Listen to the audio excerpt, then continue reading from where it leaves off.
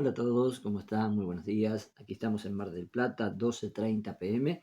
Tenemos un cuento impresionante hoy, hermosísimo. Tengo saluditos primero para cumpleañeros. Hoy es el cumple de Sara, de parte de su hija Ana. Muy feliz cumple, que la pasen lindo. Son de Cali, Colombia.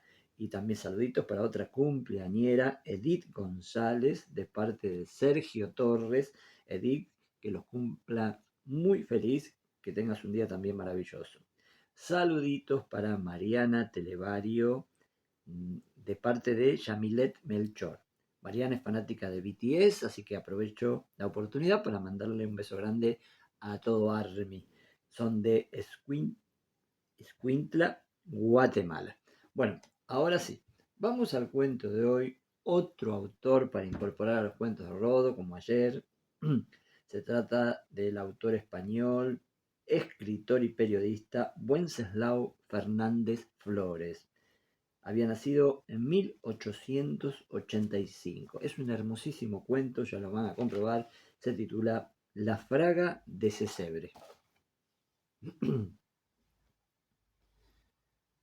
día llegaron unos hombres a la fraga de Sesebre, abrieron un agujero, clavaron un poste y lo aseguraron apisonando guijarros y tierra a su alrededor. Subieron luego por él, le prendieron varios hilos metálicos y se marcharon para continuar el tendido de la línea. Las plantas que había en torno del reciente huésped del bosque permanecieron durante varios días cohibidas con su presencia. Al fin, la que estaba más cerca de él, que era un pino alto, recio y recto, dijo: «Han plantado un nuevo árbol en la fraga». Y la noticia, propagada por las hojas del eucalipto que rozaban al pino, y por las del castaño que rozaban al eucalipto, y por las del roble que tocaban las del castaño, y las del abedul, que se mezclaban con las del roble, se extendió por toda la espesura. Los troncos más elevados miraban por encima de las copas de los demás. Los más apartados se asomaban para mirar. «¿Cómo es? ¿Cómo es?» «Pues es», dijo el pino, «de una especie muy rara. Tiene el tronco negro hasta más de una vara sobre la tierra y después parece de un blanco grisáceo. Resulta muy muy elegante», transmitieron unas hojas a otras. «Sus frutos», continuó el pino fijándose en los aisladores, «son blancos como las piedras de cuarzo y más lisos y más brillantes que las hojas del acebo».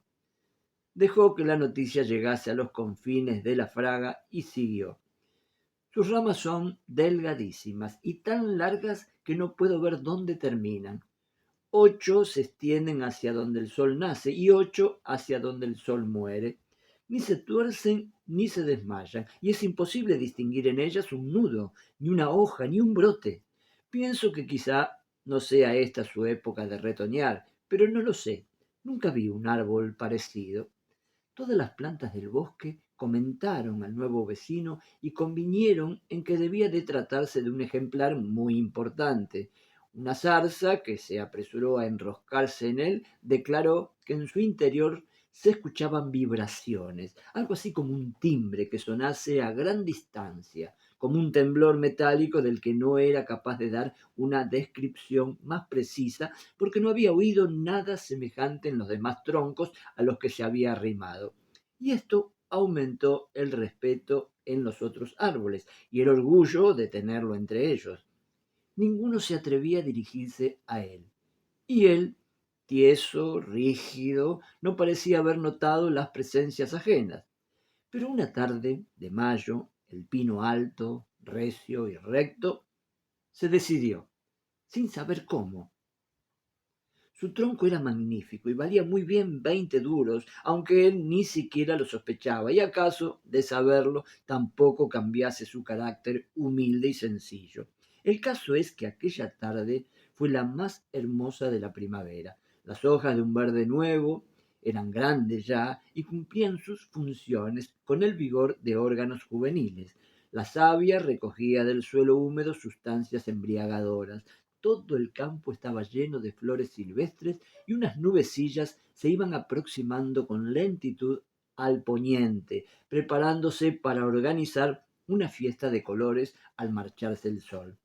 Quiso la suerte que una leve brisa acudiese a meter sus dedos suaves entre la cabellera de la fronda, tupida y olorosa, como la de una novia, y bajo aquella caricia la fraga ronroneó un poquito, igual que un gato al que rascasen la cabeza, y luego se puso a cantar. Como estaba contenta y en la plenitud de su vigor, prefirió de su repertorio una canción burlesca, la que copia el atenuado fragor del tren cuando avanza, todavía muy lejos, entre los pinares de Guízamo. Es la que más divierte a los árboles, porque lo imitan tan bien que muchos aldeanos que pasan por las veredas corren al escucharla, creyendo que el convoy está próximo y que les será difícil alcanzarlo. Con esto los árboles gozan como niños traviesos. El pino, cantando en sordina entre los largos dientes de sus hojas, tenía un papel principal en el coro del bosque y merecía la fama de dominar la onomatopeya. Su propia felicidad, el alborozo pueril de aquella diablura, le movió a decirle al poste: ¿No quiere usted cantar con nosotros? El poste no contestó. Seguramente, insistió el pino, inclinando su copa en una cortesía, su voz es delicada y armoniosa, y a todos nos agradará que se una a las nuestras. El poste silbó malhumorado. ¿Y a qué viene eso? ¿Qué cantan ustedes? Imitamos a un tren remoto. ¿Y para qué? ¿Son ustedes el tren? No, respondió el pino avergonzado. Entonces, ¿qué pretenden con esa mistificación? Ya que usted me interpela, le diré que no encuentro seria su conducta. ¿Quizá le agrada más la canción de la lluvia? No. ¿Acaso la canción del mar? Ninguna de ellas. Este es un bosque sin formalidad. ¿Quién podría creer que árboles tan talludos pasasen el tiempo cantando como ranas? Yo no canto nunca, susurro apenas. Si ustedes se acercasen a sus oídos, escucharían el murmullo de una conversación, porque a través de mí pasan las conversaciones de los hombres. Eso sí que es maravilloso. Sepan que vivo consagrado a la ciencia, que yo mismo soy la ciencia y que todo lo que ustedes hacen a mi alrededor lo califico como bagatela y sensiblería. La opinión del poste pronto fue conocida en toda la fraga, y ya no se atrevieron a entregarle aquel entretenimiento que el árbol extraño y solemne de ramas de alambre acusaba de frivolidad. Llegó el verano, y los pájaros se hicieron entre la fronda tan numerosos como las mismas hojas. El eucalipto, que era más alto que el pino y que los más viejos árboles, daba albergue a una pareja de cuervos, y estaba orgulloso de haber sido elegido, porque esas aves buscan siempre los cúlmenes muy elevados y de acceso difícil. Un día en que su esencia se evaporaba al fuerte sol con tanta abundancia que todo el bosque olía a eucalipto, se decidió a conversar con el poste y le dijo: He notado que no adoptó usted ningún nido, señor, quizá porque no conoce aún a los pájaros que aquí viven y no ha hecho su elección. Me gustaría orientarle, pues supongo que usted sostendría un nido con agrado. Nos convierten en algo así como un regazo maternal. Yo alojo a unos cuervos. No molestan, pero confieso que son poco decorativos. Quisiera recomendarle a usted las oropéndolas. Ya habrá visto que hay oropéndolas en Sesebre. Pues bien, cuelgan sus nidos con tanta belleza y originalidad que no desmerecerían de la que a usted le ennoblecen. El poste crujió. ¿Para qué quiero yo sostener nidos de pájaros y soportar sus arrullos y aguantar su prole? ¿Me ha tomado usted por una nodriza? ¿Cree que soy capaz de alcahuetear amoríos? Puesto que usted me habla de ello, le diré que repruebo esa debilidad que induce a los árboles de este bosque a servir de hospederos a tantas avecillas inútiles que no alcanzan más que a gorjear. Sepa de una vez para siempre que no se atreverán a faltarme al respecto amasando sobre mí briznas de barro. Los pájaros que yo soporto son de vidrio o de porcelana y no les hace falta plumaje de colorines, ni lanzarán un trino por nada del mundo. ¿Cómo podría yo servir a la civilización y al progreso si perdiese el tiempo con la cría de pajaritos? Estas palabras circularon enseguida por la fraga, y los árboles hicieron lo posible para desprenderse de los nidos y para ahogar entre sus hojas el charloteo de los huéspedes alados que iban a posarse en las ramas. Sobre el tronco del pino resbalaron una vez diáfanas gotas de resina que quedaron allí, inmovilizadas, como una larga sarta de brillantes. De ellas arrancaba el sol destellos de los 7 colores, y el pino estaba satisfecho de ser tan esbelto, tan oloroso y tan enjollado, una maravilla viviente. ¿Se ha fijado usted en mis collares?, se atrevió a preguntar al vecino. Sí, aprobó esta vez el poste. Claro que usted llama collares a lo que no son más que gotas de resina, pero la resina es buena, es aisladora. El pino ignoraba de qué, y es más digno producirla que dedicarse a dar castañas como ese árbol gordo que está detrás de usted. Cierto es que, por muchos esfuerzos que usted haga, no conseguirá crear un aislador tan bueno como los míos, pero algo es algo. Le aconsejo que se deje dar unos cortes en el tronco a 1 metro del suelo y así segregará más resina. No será muy debilitante, temió estremeciéndose el pino.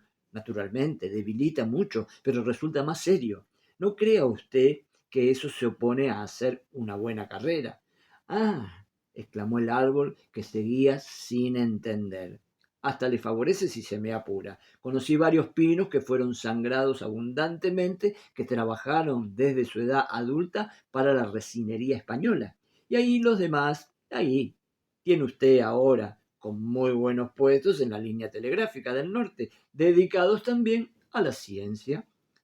Aquel año los vendavales de invierno fueron prolongados y duros. Durante varios días seguidos, los árboles no conocieron el reposo. Incesantemente encorvados, cabeceando y retorciéndose, llenaban el bosque del ruido siniestro de sus crujidos y del batir de sus ramas. Les era imposible descansar de tan violento ejercicio, y sus hojas secas, arrebatadas por el huracán, parecían llevar demandas de socorro.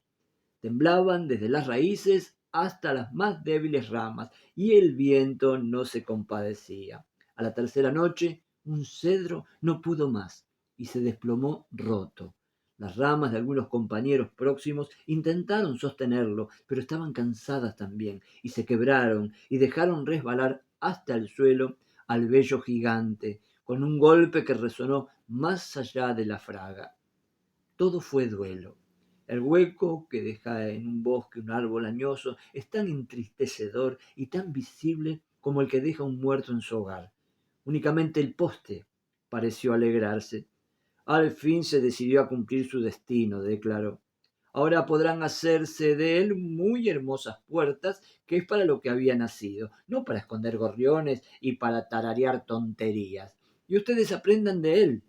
¿Qué hace ahí ese nogal? Otros muchos más jóvenes he tratado yo cuando se estaban convirtiendo en mesas de comedor y en tresillos para gabinete. Y aquel castaño gordo, tan pomposo y tan inútil, ¿a qué espera para dar de sí varios aparadores? Pues me parece a mí que ya es tiempo de que tenga juicio y piense en trabajar gravemente. Vaya una fraga esta, no hay quien la resista. Si yo no estuviese absorto en mis labores técnicas, no podría vivir aquí. Los pareceres de aquel vecino tan raro y solemne influyeron profundamente en los árboles. Las mimbreras se jactaban de tener parentesco con él porque sus finas y rectas varillas se asemejaban algo a los alambres. El castaño dejó secar sus hojas porque se avergonzaba de ser tan frondoso. Distintos árboles consintieron en morir para comenzar a ser serios y útiles, y todo el bosque, grave y entristecido, parecía enfermo, hasta el punto de que los pájaros no lo preferían ya como morada. Pasado cierto tiempo, volvieron al lugar unos hombres muy semejantes a los que habían traído el poste. Lo examinaron, lo golpearon con unas herramientas, comprobando la fofez de la madera carcomida por larvas de insectos, y lo derribaron. Tan minado estaba que al caer se rompió. El bosque hallábase conmovido por aquel tremendo acontecimiento. La curiosidad era tan intensa que la savia corría con mayor prisa. Quizá ahora pudieran conocer por los dibujos del leño la especie a que pertenecía aquel ser respetable, austero y caviloso. Mira e infórmanos, rogaron los árboles al pino. Y el pino miró. ¿Qué tenía adentro? Y el pino dijo, polilla. ¿Qué más? Y el pino miró de nuevo. Polvo. ¿Qué más? Y el pino anunció, dejando de mirar, muerte. Ya estaba muerto. Siempre estuvo muerto. Aquel día el bosque, decepcionado, cayó. Al siguiente entonó la alegre canción en que imita la presa del molino. Los pájaros volvieron. Ningún árbol tornó a pensar en convertirse en sillas y en trincheros.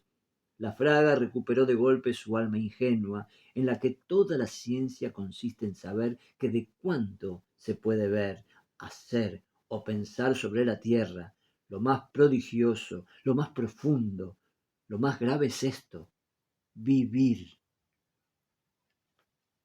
Espectacular cuento, ¿eh?